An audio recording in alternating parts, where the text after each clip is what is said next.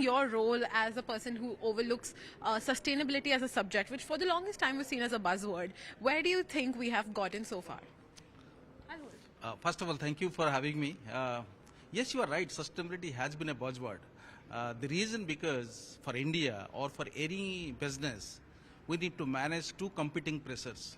How do we manage decarbonization, sustainability along with economic growth? So both has to be managed together. So therefore, it is always about how you grow the business, taking care of the needs of all the stakeholders.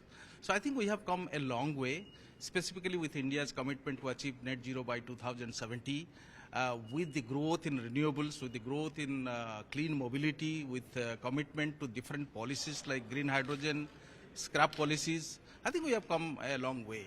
But we have challenges across and challenges ahead that we need to take care by finding a commercially viable solutions. Right.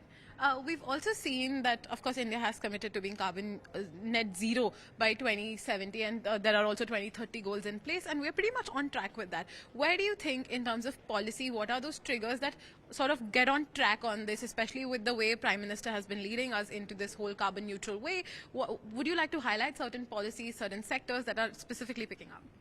I think the sector which are important to focus on, which is normally called hard to abate, which I don't like, I call it priority to abate. That means we need to focus to decarbonize those sectors, and steel is one of them, cement is one of them, and in JSW we work in both the sectors. So I like the policies to be focused towards how quickly we decarbonize these sectors. But fundamentally, if you look at, we need to think how we measure success. Currently, for any business, the criteria for measuring success are financial parameters. We need to integrate non-financial parameters into measuring the success. That fundamental change has to happen.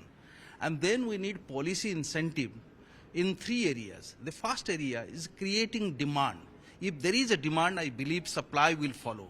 So creating mandated demand is very much essential. We have seen that very successfully happening in renewable energy sectors, with mandate going up to 48% by 2030. So those kind of mandate has to come for low carbon products. So creating a pool is always important than having push.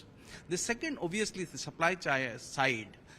To provide low carbon products need some policy incentives in terms of making finances cheaper. I'm talking about viability gap funding, or reducing the burden of the cost of the finance. If that can happen, the third thing which is essentially required, having enabling technology which can be financially made viable.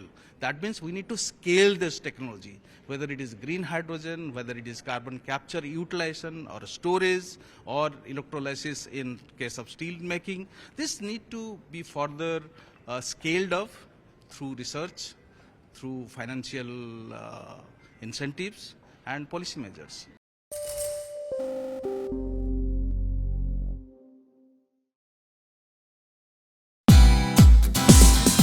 Thank you for watching us on CNBC TV18. For all news and updates, subscribe to our YouTube channel and watch us on all social media platforms.